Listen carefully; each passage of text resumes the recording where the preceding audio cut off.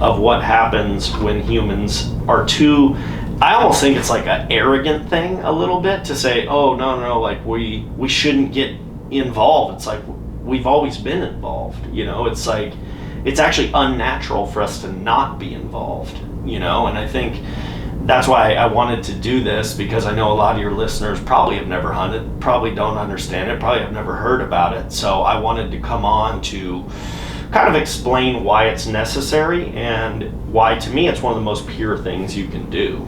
Right. That's a lot of information that I didn't have before. So I will say, like, it makes sense when you explain it that way. There's still going to be some people that are like, it's not okay, but that comes down, like most things, that comes down to like a values debate, right? So it's like, there's some people, and I'm not saying that this is me, but there's some people that won't be able to fathom the idea, if you really care about animals, how can you take their life away? You know what I mean? Like, personally, I guess if I'm thinking of it in like terms of the bigger picture, like, if I take this animal out, it's helping the species in the long run, then maybe I might be able to be like, okay, I could try hunting.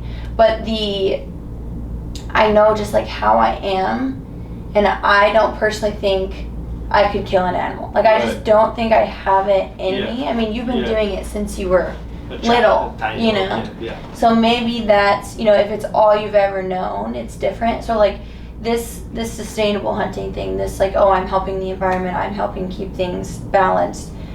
Have you always done it that way? Is like that's how your dad taught you to do it too? Of course, yeah. In the United States, I think that's 99.9% of hunters. Like, nobody hunts for bad intentions. Like, even these guys that go to Africa and pay $100,000 to kill an elephant, like, I don't think their intentions are bad, like, and they're actually helping a tremendous amount of people. And that's what I want people to understand, is that, like, me personally, I have no desire to kill an elephant, I just don't. But I'm not going to knock somebody who does want to do that, because I think there's a lot of value in it, and you can back that up with statistics, with science, whatever you want to choose, economics, any of that stuff. It's only a positive so long as the biologists are doing a good job of setting the parameters well, which in the United States they definitely have. Like I said, you go look at the numbers of elk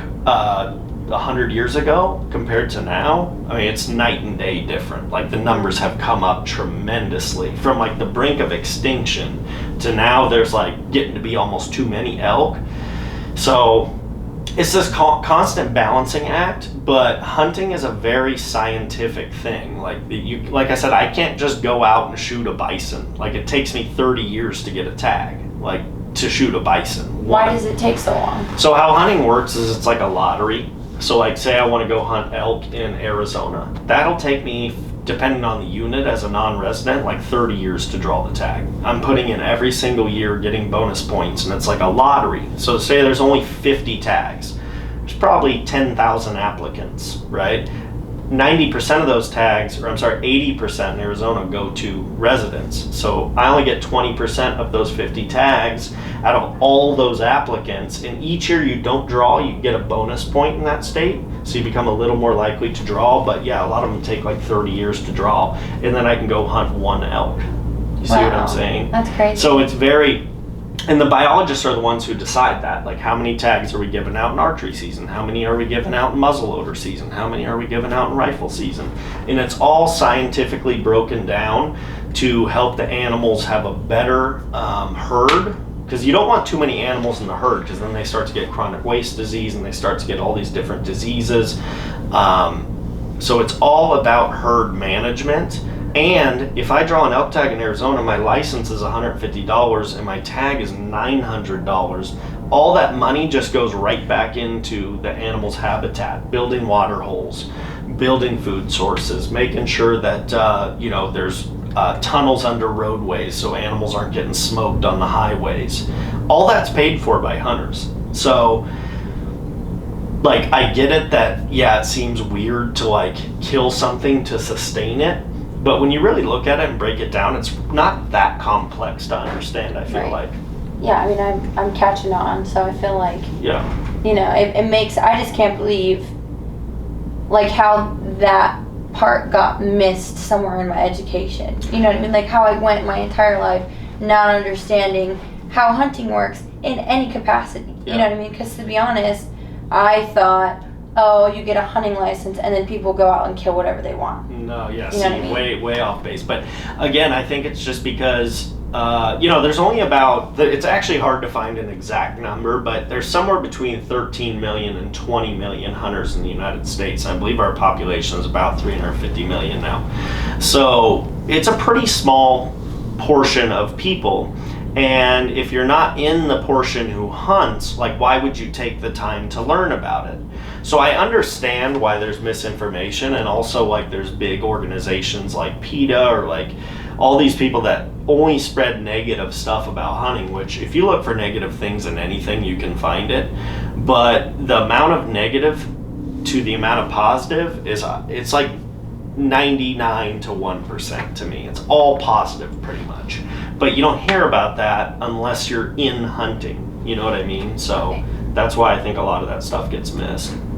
I mean, to be fair though, like, if you're in something, right, I feel like you are gonna hear mostly positive things about it. You know what I mean? Why would people who support hunting, people that want hunting, companies, organizations, whatever, why would they put out the other side? Right. You know what I mean? That's with anything. Yeah. So, I mean, not that I'm not disagreeing or arguing the fact that there is more positives than negatives, but to be fair, like, I'm sure you as a hunter, somebody who has grown up hunting since you were in diapers, probably thinks there is more positive than there is negative. Yeah. Well, what's interesting about that too is, like, hunting organizations or companies like Cabela's and Bass Pro Shops, like, or even on social media, like, hunting's pretty big on social media. You know, there's several YouTubers with like 1 million subscribers or 100,000, and there's big Instagram guys. And as soon as anyone sees a video pop up of a hunter doing something unethical, like, these guys get lynched. You know, it's over. Like, it's a wrap for you. You know, so hunters want only good, ethical hunters out there. And the second we don't see it, like a company like Cabela's or Bass Pro, they don't want that either. Even like the companies that give out hunting tags and licenses, they have fish and game officers who are literally like, they have more rights than police officers to make sure that they're protecting animals and that resource, to make sure that hunters are not abusing their privileges, and if they do, they lose their license and can't hunt. And like hunters, me as a hunter, like, my least favorite person is a poacher. Like, I don't like illegal hunters, and there's very few of them, especially in the US. But like, hunters, I honestly think, like, care more about animals than anyone else. That's how I feel about it. Mm-hmm. Just because of my peers, what I see on social media, what I read, what I see at Cabela's. Like, hunters really care a lot about animals because, like I said, hunting, especially with a bow, is like the hardest thing you can do. It's impossible. These animals are out there to survive. That's their only job. So for me to get close enough to make a good shot with an arrow to kill a deer or something, it makes me respect how smart these animals are and how good they are at surviving. I might hunt 20 days and not fill a tag. I might not even see a deer, possibly. Like, hunting's very, very hard, and all that stuff, like, added up together is just why I think hunters have such a high regard for animals.